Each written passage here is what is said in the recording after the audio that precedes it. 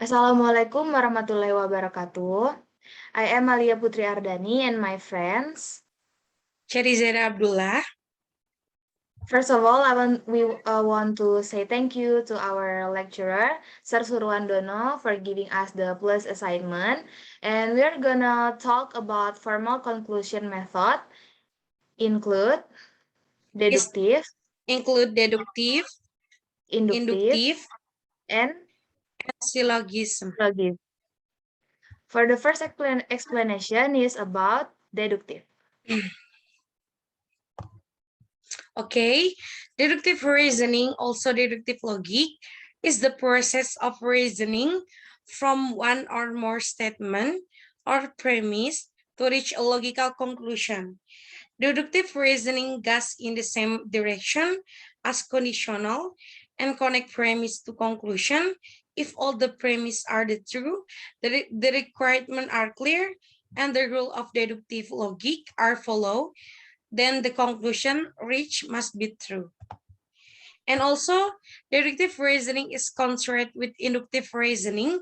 Conclusion are reached reductively by applying general rule that cover the entire clause, domain of discourse, narrowing the range considered until only the conclusion are drawn. Remaining, in deductive reasoning, there is no uncertainty. In inductive reasoning, conclusions are drawn by generalizing or extrapolating from special case to general rule so as to produce conclusions that have epistemic uncertainty. So, for the example about deductive is, premise 1, all humans must die. And premise 2, Socrates is a human. So, the conclusion is, Socrates must die because Socrates is a human. The explanation is, the first premise states that all objects classified as a human have the attribute, definitely dead. And for the second premise states that Socrates is classified as a human, a member of the human set. So the conclusion then states that Socrates is definitely dead because he inherited this attribute from his classification as a human. For the next explanation is about inductive. Okay, inductive reasoning is a method of reasoning in which a body of observation is synthesized to come up with general principle. Inductive reasoning is distinct from deductive reasoning. If the premises are correct, the conclusion of a deductive argument is certain. In contrast, the truth of the conclusion of an inductive argument is probable, based upon the evidence given.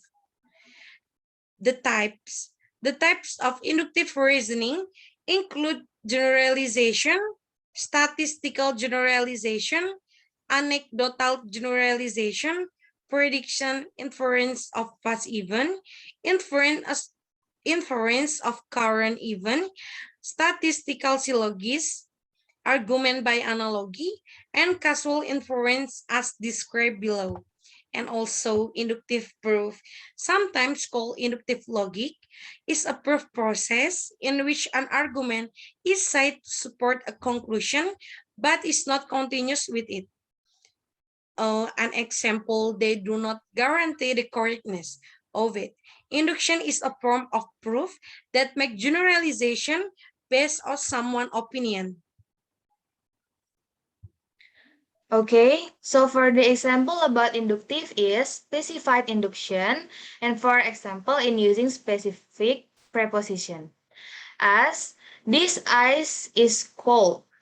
So all the ice I've ever touched is cold. Or of the 100 golf balls supporting the stick all move when the billiard ball moves, when the stick got pushed.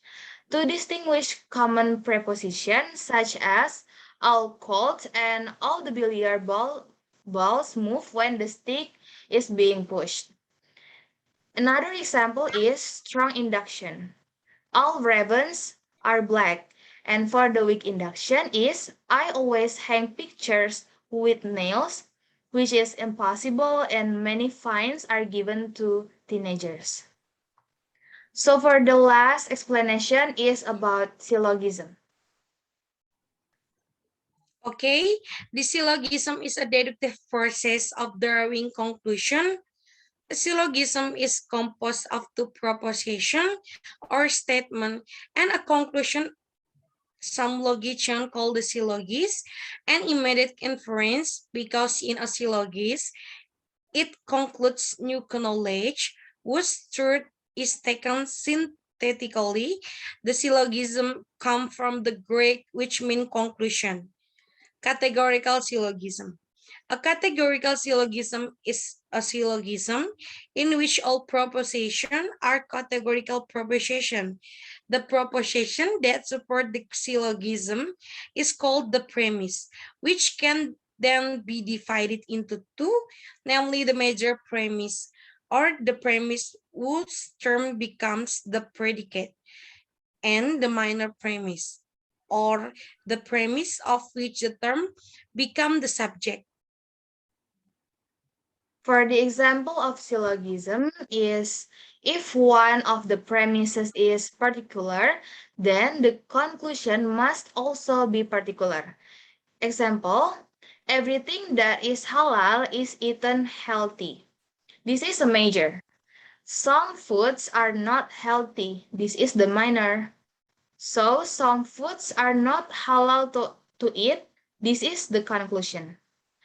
And the disjunctive syllogism in the broader sense, the truth of the conclusion is if the minor premise admits one alternative, then the conclusion is valid or true.